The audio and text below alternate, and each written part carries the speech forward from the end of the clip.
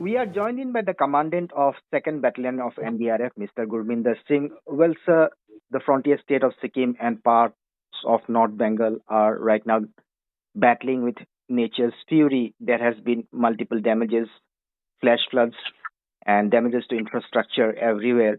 So, how is NDRF going ahead to tackle this situation? Yeah, there have been lake burst in South Lonak Lake late night yesterday, and we have one team which was stationed at 𝗡𝗏𝗥𝗙.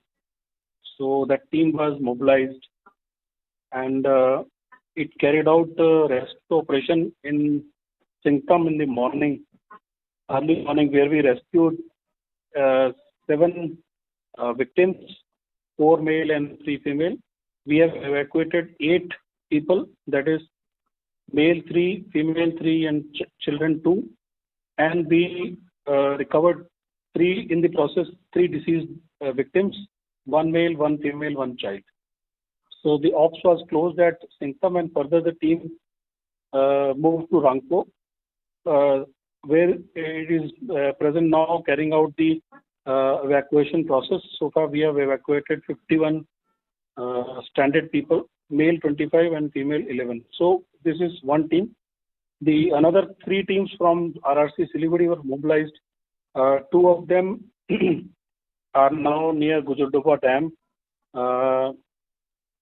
and 1 is in Jalpaiguri, Kranti block. So these 4 teams are now active on ground. Apart from that, we have mobilized 2 teams from the battalion headquarters. One team is en route on wheels by vehicles, and another team, one more team is going by train to Siliguri. So in case there is a requirement of airlifting of teams from Siliguri / Bagdogra, then we have these 2 to 3 teams which will be available at Siliguri. Apart from that, there has been release of water from DBC also, and South Bengal government has requested for 6 teams which are now on ground. We have 3 teams in Havda, 2 teams in Hooghly, and 1 team is deployed in West Midnapur. Well, sir, what is the strength of the manpower you have mobilized so far right now? How many teams have been mobilized, and how many are on standby to deal with the situation? The strength which is mobilized for South Bengal is around 130 to 140 in South Bengal. In North Bengal, we have mobilized 85. So, and we are catering for another 70. We are for Sikkim. We have 1 team on ground, and we are catering for 2 teams to be airlifted from Bagdogra, and we can mobilize 2 teams by road also, but the road connectivity is beyond 𝗡𝗏𝗥𝗙. I think it is doubtful. How challenging will be the search and rescue operation for NDRF, particularly in the frontier state of Sikkim? Yes. Mountain rescue operation is always very challenging, but I think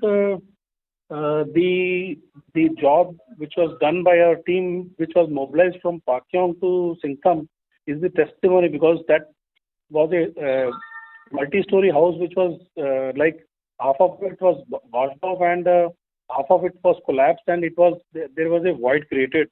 So our rescuers, they used the rope work, and they went into that building, and risking their life, they did the vertical approach. So they cut the top floor with the help of the cutting equipments, this slab, and then we went inside, and then we extricated those 7 live, and then 3 unfortunately deceased, 10 people. Okay. What are the equipments you are moving on the ground, sir, right now? So the equipments are like flood water rescue equipments. We have rubberized boats, and then other equipments. Then second thing is the rope work. Third thing is, like, we are mobilizing few mountain equipments also. We have people who are qualified mountaineers.